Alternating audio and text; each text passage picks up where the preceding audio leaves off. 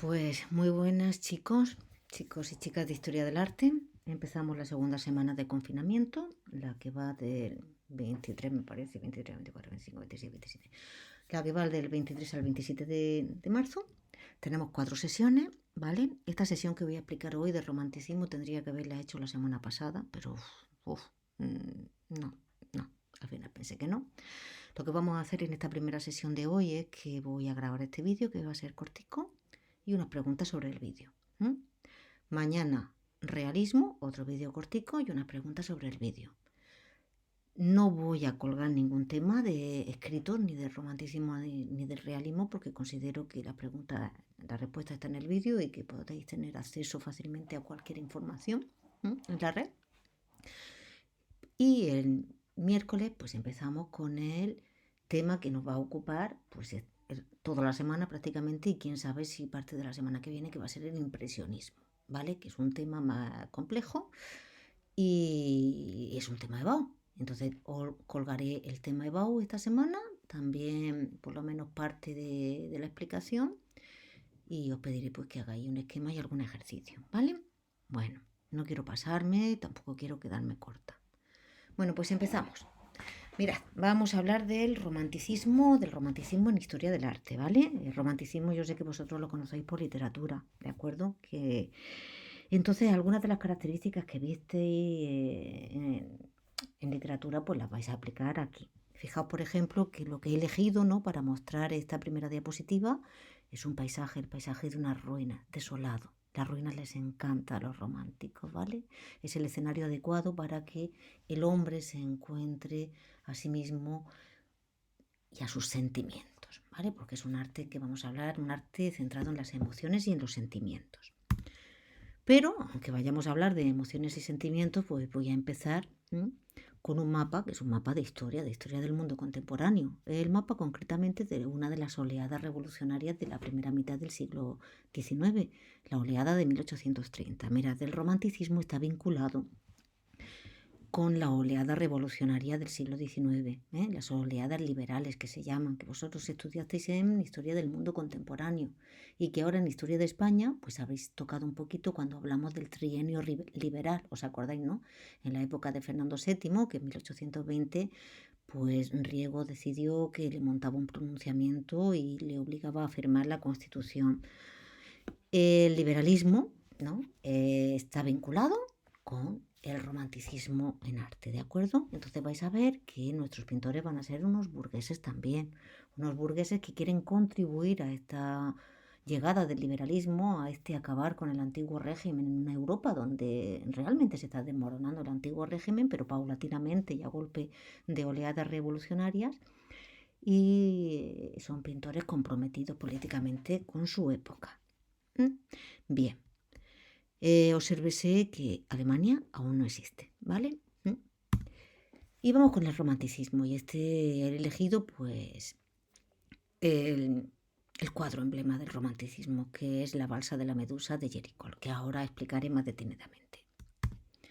Bien, mirad, estas son las características del romanticismo, las características fundamentales desde el punto de vista de la historia del arte, ¿vale? Primero vais a ver que es un movimiento sobre todo pictórico, es decir, cuando estudiemos la arquitectura del siglo XIX, pues yo os hablaré un poquito del historicismo, pero no os hablaré prácticamente de arquitectura romántica, porque no la hay.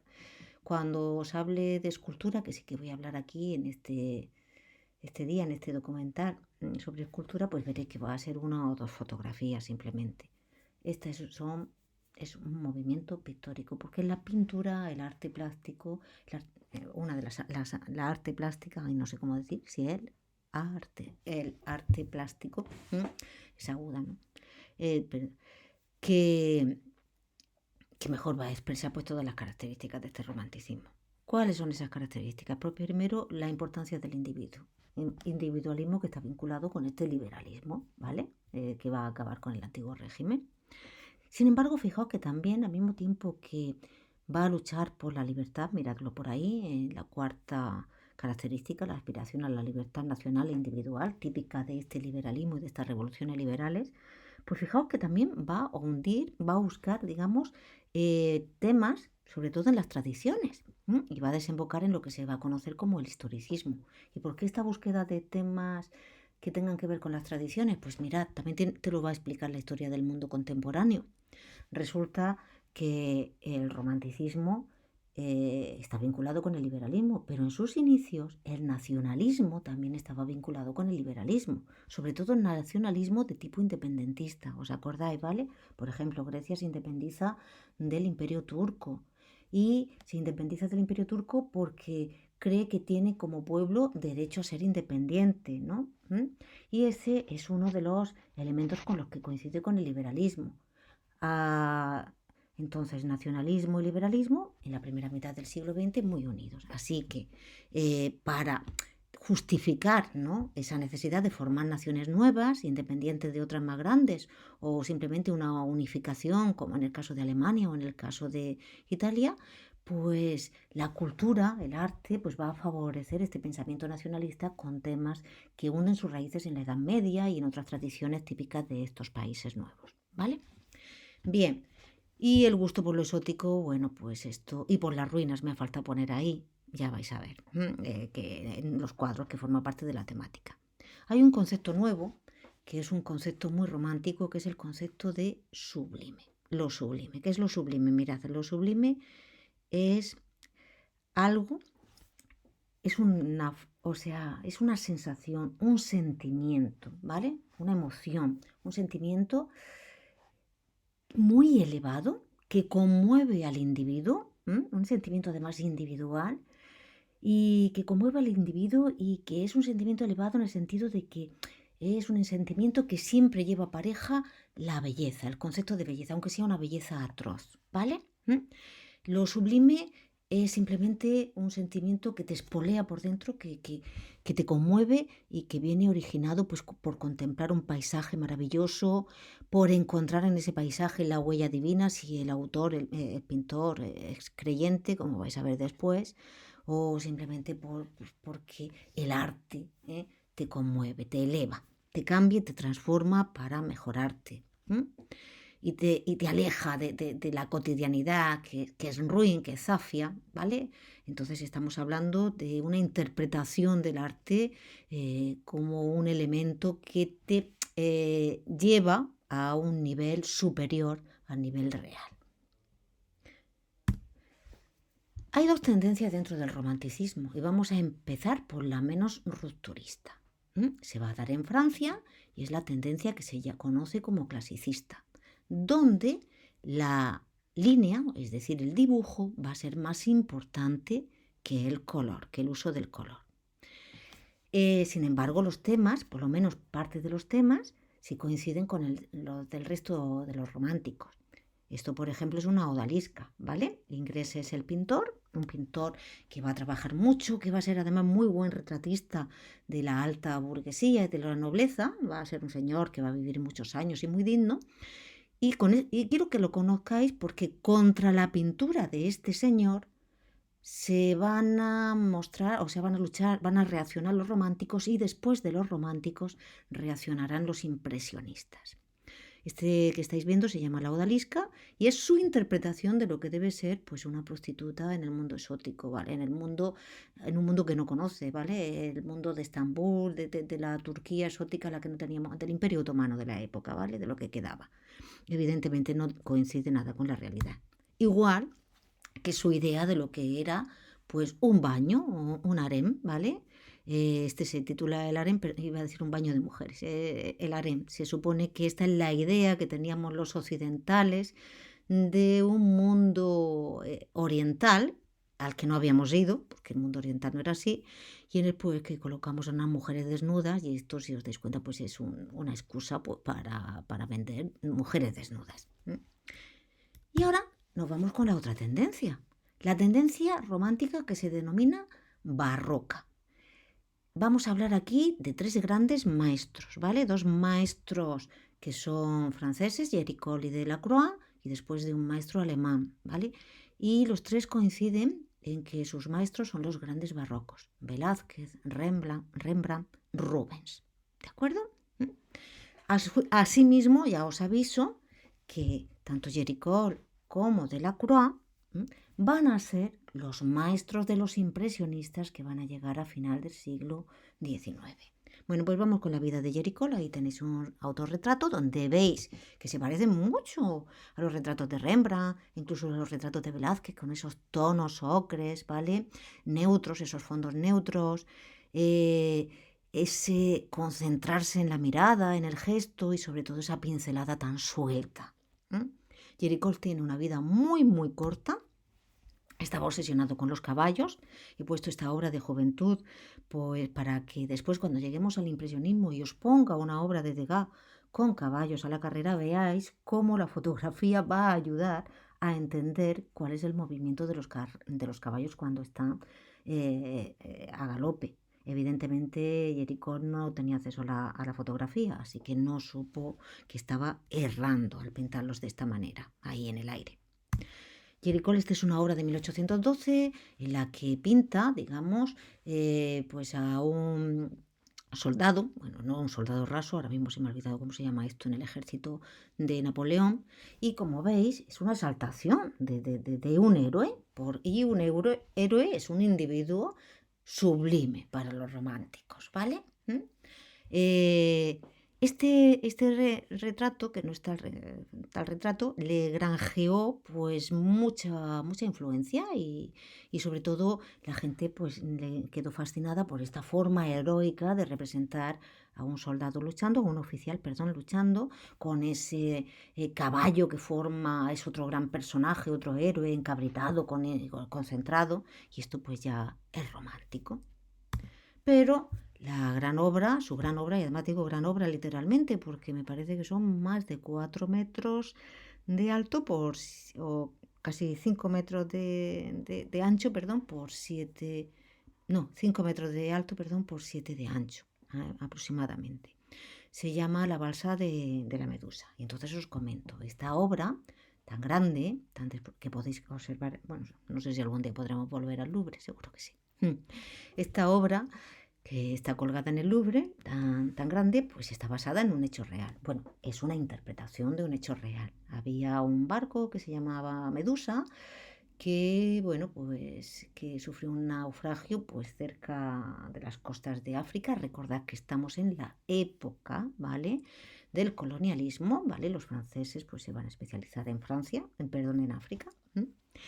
Y cuando se hundía el barco, pues resulta que el capitán se fue y dejó ahí pues a la tripulación, pues a unas 250 personas prácticamente. Algunas cayeron en combate, otras pudieron hacer una gran balsa y ahí estuvieron pues días y días y días y días hasta que finalmente un barco pues salvó a los últimos supervivientes. Entonces los supervivientes relataron cosas espantosas, ¿no? Que tuvieron que sobrevivir pues comiéndose a sí mismos, bebiendo su propia orina, etc. Este cuadro es sobre todo una denuncia política, ¿vale? Porque cuando se pinta, que es en 1818 o en 1819, pues Francia no estaba bien, Francia quería liberalismo, ¿vale? Y es una crítica a la política también colonialista de Francia de la época. En el cuadro, si os dais cuenta, mirad aquí, hay como dos grandes pirámides, ¿no? La pirámide de la esperanza y la pirámide de la desesperanza. La de la desesperanza es donde está, o sea, la negativa es donde está la vela y la positiva es donde está el chico que está, pues yo que sé, portando pues una bandera o un trocito de tela, pues para avisar a ese barco que se ve muy, muy en la lejanía y que no sé si vosotros podéis percibir que es un puntito, ¿vale? Que está cerca de esta pirámide. Entonces tenemos dos pirámides, que la pirámide ya sabéis que era muy del gusto del Cinquecento, pero reinterpretadas con una técnica barroca y con una temática muy actual, muy romántica, el horror. Y el horror además en varias fases, porque si os dais cuenta, tenemos, mirad en el fondo del cuadro, perdón, en la parte inferior del cuadro, pues tenemos ya un cadáver, tenemos otro trocito, otro cadáver por ahí, varios cadáveres, un padre que ha perdido a su hijo. Después avanzamos hacia la pirámide de lo positivo, de la esperanza. Pues ahí hay cuerpos jóvenes. Obsérvense también la influencia de Miguel Ángel. Fijaos en estas anatomías poderosas. Jericó había ido a Italia y se había quedado flasheado por Miguel Ángel. Recordad que Miguel Ángel también realmente lo podemos rastrear en el inicio del barroco, ¿vale? Y el barroco a su vez en el inicio, en el romanticismo, y el romanticismo en el impresionismo, y el impresionismo en las vanguardias. Al final, pues los grandes genios inauguran unas líneas de crecimiento que son imparables. La pirámide de la desesperanza de la vela, ¿por qué desesperanza? Bueno, porque si os dais cuenta, el viento avanza en dirección contraria a donde debería ir, hacia de donde viene el barco. Entonces todavía puede que la balsa acabe en esa ola tan grande, tan negra, que se los va a comer.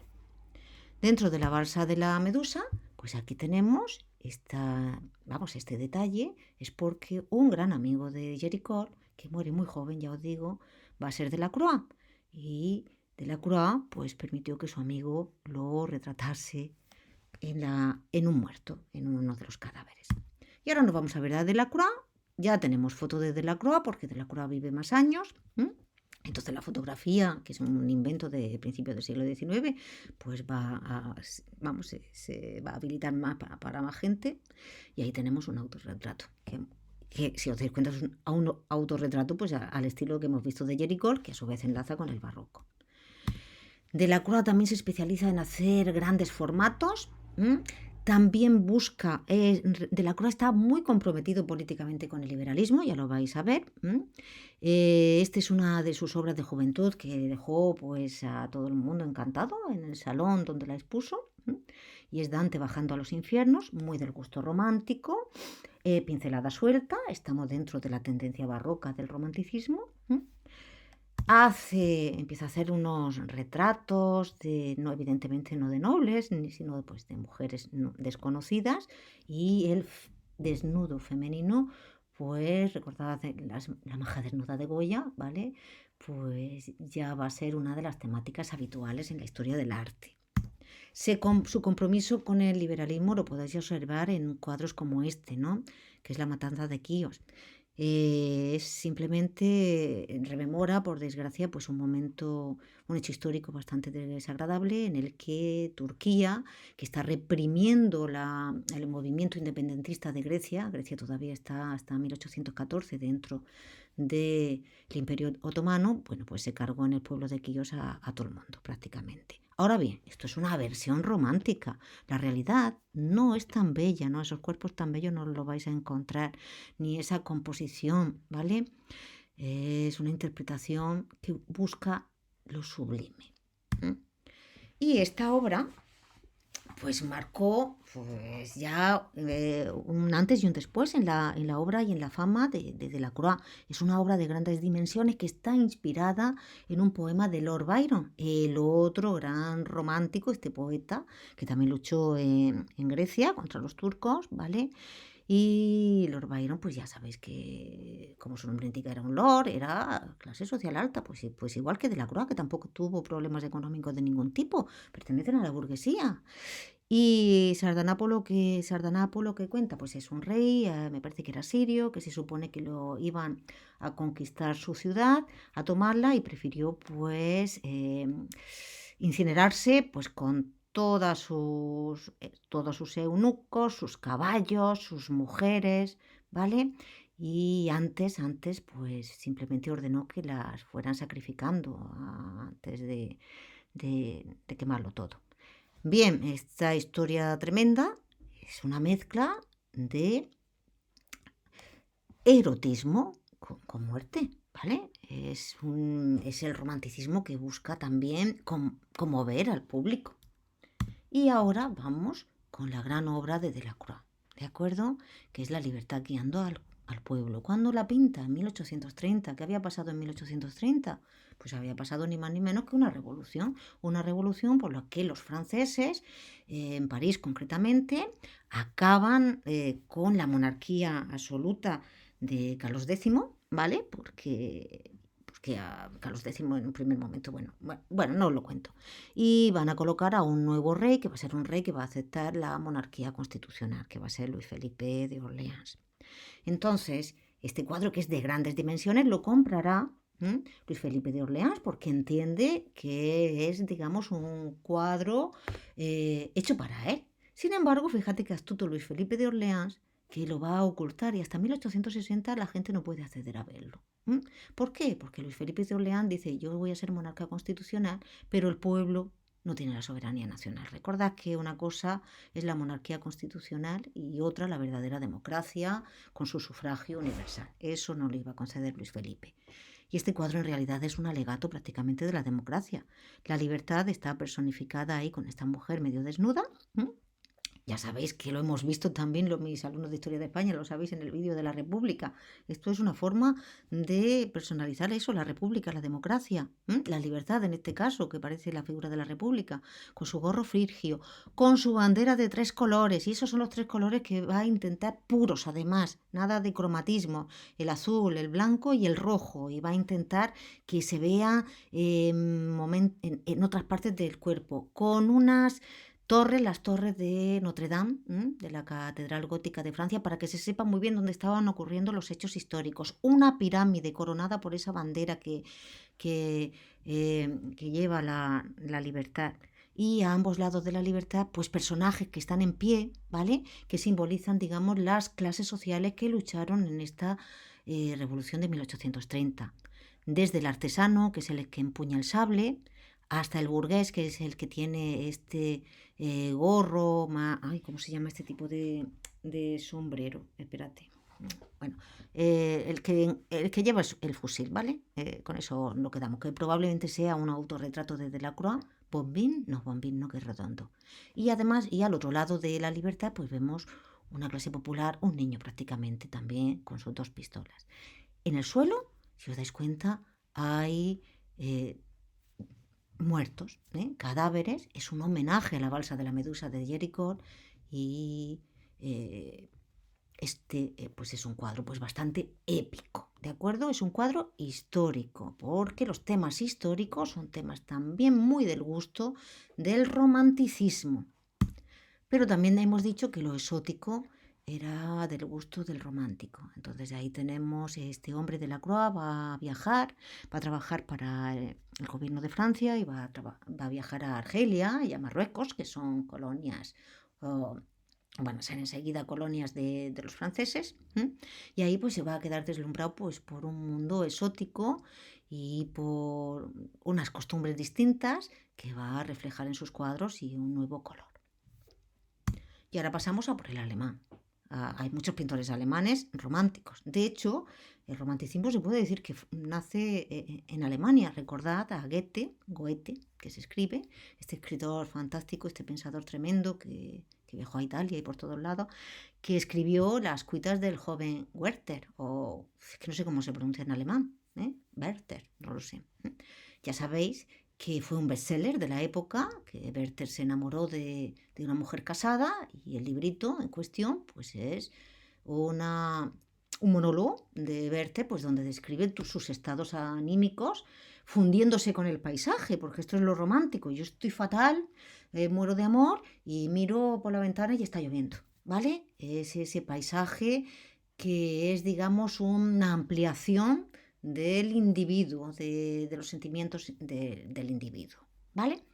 Bueno, pues, y finalmente, acordad cómo acaba Werther, pues se pega un tiro, iniciando pues también una moda romántica del suicidio. Bueno, pues aquí vamos a hablar de Caspar Friedrich, que era hijo de un protestante, que es protestante, tuvo muchos hermanos, y el pobre tiene una relación con la muerte bastante terrible, porque es que se le murió la madre cuando era joven, se le murió un hermano. Fijaos también, cuando él tenía 13 años, estaba paseando encima de un lago cubierto de hielo, se resquebraja el hielo y él cae al agua, y un hermano mayor, perdón, que tenía, va a salvarlo y muere el hermano mayor en vez de él. Y esto va a hacer que se sienta culpable totalmente. Y al año siguiente, además, se le muere otra hermana de tifus. O sea, tiene una obsesión con la muerte, ¿vale? Y para sanarse de esa obsesión con la muerte, yo creo que va a usar la pintura. Pero es una pintura, además, que tiene todos los tópicos que hemos explicado al principio, todos los tópicos del romanticismo. El gusto por las ruinas, ¿vale? El paisaje como una extensión de la persona, del individuo que sufre. El concepto de sublime, mirad esta, ¿vale? Es un monje mirando al mar. Entonces, si os dais cuenta, el monje, si lo encontráis, que es anecdótico, ¿vale? Es el verdadero protagonista es el paisaje, es esa naturaleza que es mucho más poderosa que el individuo, y a veces el individuo romántico, se enfrenta a esta naturaleza y encuentra que esa naturaleza lo eleva, ¿vale? Lo conmueve hacia los niveles que hemos denominado sublimes. Aquí tenéis otro ejemplo, ¿vale? Y nos da la espalda esa figura que está viendo, ha subido, ha escalado a un montecico y ahí se enfrenta con un paisaje maravilloso. Oeste, que es más de lo mismo, ¿de acuerdo? Oeste también. Este es Caspar Friedrich, el romántico por excelencia. Ahora me voy a dar un salto, me voy a ir a Inglaterra, y en Inglaterra hay un señor, mira su autorretrato, ¿vale? De pincelada suelta, un autorretrato que también dice, se parece mucho lo de Goya, y Goya a su vez antes a los barrocos, etcétera, etcétera, ¿vale? Y Turner, pues con esta pincelada tan suelta, además de ser romántico, pues va a ser un preimpresionista, ¿vale? Mirad ahí, un naufragio, donde el dibujo, la línea, pues bueno, es prácticamente accesoria. Y mirad hacia dónde evoluciona Turner. Este cuadro maravilloso, súper moderno, se llama Lluvia y Velocidad, y es un tren pues que está avanzando en un paisaje que se supone que hay lluvia. Entonces mirad ya cómo vamos hacia la abstracción, hacia un mundo, a una pintura mucho más moderna. O este último. Fantástico también. Luces, pincelada súper suelta, nada de dibujo prácticamente. Algo nuevo se está gestando poco a poco, y el romanticismo, digamos que es su heraldo, el primero que va a hablar del mundo moderno que se avecina. En España también tuvimos románticos, sobre todo en la zona catalana, pues quiero que conozcáis a Mariano Fortuny, que aunque los cataloguemos como románticos, pues vais a ver que sobre todo lo que hacen es pintar retratos, porque es que, recordad, hay que comer, El pintor también es un ser que necesita comer, entonces hay que vender. ¿Y quién les compra los retratos? Pues la escasa burguesía que teníamos en España, que concretamente se concentra sobre todo en Cataluña, porque es donde estaba una de las regiones que antes se industrializa en España. No obstante, cuando no hace retrato, pues este Mariano Fortuny busca, como buen romántico, esto lo habéis estudiado en literatura, ese gusto por el antihéroe, por el loco, por el bandolero, por el mendigo, ¿vale? Pues busca antihéroes, como este mendigo, o busca temas historicistas, que también lo hemos explicado al principio como una característica general. Y además, como en España tuvimos al Andaluz, pues fijaos qué interpretación de lo que fue al Andaluz. Una odalisca al estilo español, muy exótico. Otro de los pintores fantásticos de la época romántica, Rosales. Ahí tenéis su autorretrato, ¿vale? Y aquí tenéis un cuadro que conocéis porque sale en todos los libros de historia de España. La muerte de Isabel la Católica, con una composición más bien clásica en este caso. Y aquí vais a ver que está la influencia de Ingres, también en Mariano Fortuny, ¿vale? Esa línea, esa importancia de la línea. Sin embargo, cuando le dejan libertad para pintar odaliscas, obsérvese que las odaliscas es el tema estrella para los románticos también, Es el erotismo en general el tema estrella, la odalisca la excusa, pues tiene una pincelada mucho más suelta. Y ahora aquí quiero que conozcáis al gran retratista, a mí me encantan sus retratos, el gran retratista de la España del siglo XIX, que es ni más ni menos Federico de Madrazo. Este señor retrató a los nobles del siglo XIX en España y a la alta burguesía, y lo hizo con una calidad insuperable. A cada uno hay que reconocerle lo que tiene. Os voy a pasar algunos de los retratos. Mirad a qué bonita es esta chiquilla, esta noble, que se me olvida el nombre de la noble. Y a esta la conocéis. Es Isabel II. Era tan bueno que Isabel II lo contrató como el retratista oficial. Por supuesto, también Federico de Madrazo pues cae en este historicismo romántico y a veces pues nos encontramos con grandes obras de gran formato, porque estas obras historicistas tienen un gran formato, pues esta que es la de Escipión, no sé cómo se titula exactamente, pues que Escipión que acababa de cargarse a los cartagineses y estaba por ahí conquistando el Levante. Nos vamos a la última diapositiva. Ya os dije que de escultura romántica vamos a ver muy poco, y esto es lo poco que he encontrado. Una escultura romántica que funciona como una pintura romántica, pagada por el Estado, en este caso es un alto relieve, ¿de acuerdo? Que está adosado al Arco de Triunfo, y representa pues una personificación de la Marsellesa, que sabéis que es el himno oficial de la República Francesa. Evidentemente ahí, si os dais cuenta, hay mucho galo luchando contra el invasor romano. Bueno, pues esto ha sido todo. Muchas gracias por vuestra atención. Mañana colgaré el del realismo y el de la arquitectura del siglo XIX.